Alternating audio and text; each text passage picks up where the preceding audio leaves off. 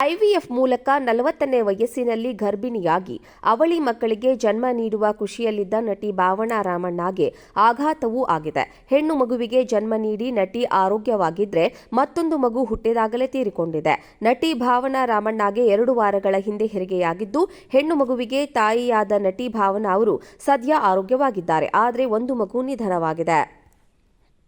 IVF ಮೂಲಕ ತಾಯಿಯಾದ ನಟಿ ಭಾವನಾ ಅವರು ಇತ್ತೀಚೆಗೆ ಸೀಮಂತ ಮಾಡಿಕೊಂಡಿದ್ರು. ವೈದ್ಯರ ಸೂಚನೆಯಂತೆ ಹೆರಿಗೆ ಮಾಡಲಾಗಿದ್ದು, ಒಂದು ಮಗುವಿನಲ್ಲಿ 7 ತಿಂಗಳ ನಂತರ ಸಮಸ್ಯೆ ಕಾಣಿಸಿಕೊಂಡ ಕಾರಣ 8 ತಿಂಗಳಿಗೆ ಹೆರಿಗೆ ಮಾಡಿಸಲಾಗಿದೆ. ಸದ್ಯ ಒಂದು ಮಗು, ತಾಯಿ ಇಬ್ಬರು ಕ್ಷೇಮವಾಗಿದ್ದು, ಮತ್ತೊಂದು ಮಗು ಹುಟ್ಟಿದಾಗಲೇ ತೀರಿಕೊಂಡಿದೆ.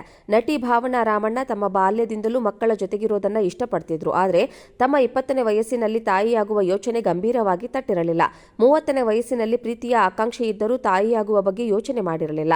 ನಾನು ಯಾವಾಗಲೂ ಮಕ್ಕಳು ಸುತ್ತಲಿರುವ ವಾತಾವರಣದಲ್ಲಿ ಬೆಳೆದೆ. ನನ್ನ ತಂದೆ ತಾಯಿ 3 ಸಹೋದರರು, ಸಹೋದರಿಯರು, ಸಂಬಂಧಿಕರು ಮತ್ತು ಸ್ನೇಹಿತರ ಜೊತೆ ತುಂಬಿದ ಮನೆಯಲ್ಲಿ ಬೆಳೆದೆ.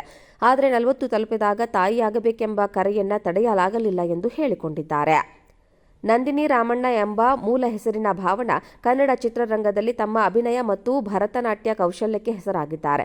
ತುಳು ಚಿತ್ರದ ಮೂಲಕ ಚಿತ್ರರಂಗಕ್ಕೆ ಕಾಲಿಟ್ಟ ಭಾವನಾ ಚಂದ್ರಮುಖಿ, ಪ್ರಾಣಸಖಿ ಸೇರಿದಂತೆ ಅನೇಕ ಚಿತ್ರಗಳಲ್ಲಿ ನಟಿಸಿ ಗಮನವನ್ನು ಸೆಳೆದಿದ್ರು.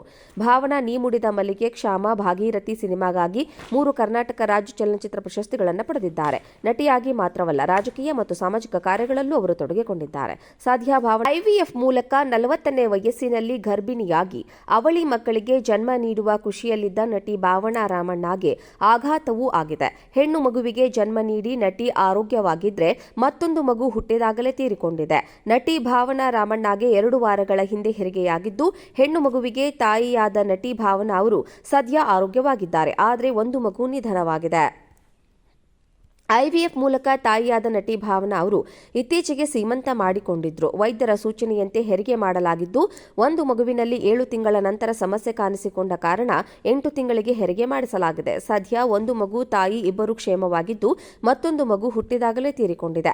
ನಟಿ ಭಾವನಾ ರಾಮಣ್ಣ ತಮ್ಮ ಬಾಲ್ಯದಿಂದಲೂ ಮಕ್ಕಳ ಜೊತೆಗಿರೋದನ್ನ ಇಷ್ಟಪಡ್ತಿದ್ರು. ಆದರೆ ತಮ್ಮ 20ನೇ ವಯಸ್ಸಿನಲ್ಲಿ ತಾಯಿಯಾಗುವ ಯೋಚನೆ ಗಂಭೀರವಾಗಿ ತಟ್ಟಿರಲಿಲ್ಲ. 30ನೇ ವಯಸ್ಸಿನಲ್ಲಿ ಪ್ರೀತಿಯ ಆಕಾಂಕ್ಷೆ ಇದ್ದರೂ ತಾಯಿಯಾಗುವ ಬಗ್ಗೆ ಯೋಚನೆ ಮಾಡಿರಲಿಲ್ಲ. ನಾನು ಯಾವಾಗಲೂ ಮಕ್ಕಳು ಸುತ್ತಲಿರುವ ವಾತಾವರಣದಲ್ಲಿ ಬೆಳೆದೆ. ನನ್ನ ತಂದೆ ತಾಯಿ 3 ಸಹೋದರರು, ಸಹೋದರಿಯರು, ಸಂಬಂಧಿಕರು ಮತ್ತು ಸ್ನೇಹಿತರ ಜೊತೆ ತುಂಬಿದ ಮನೆಯಲ್ಲಿ ಬೆಳೆದೆ. ಆದರೆ 40 ತಲುಪಿದಾಗ ತಾಯಿಯಾಗಬೇಕೆಂಬ ಕರೆಯನ್ನ ತಡೆಯಲಾಗಲಿಲ್ಲ ಎಂದು ಹೇಳಿಕೊಂಡಿದ್ದಾರೆ.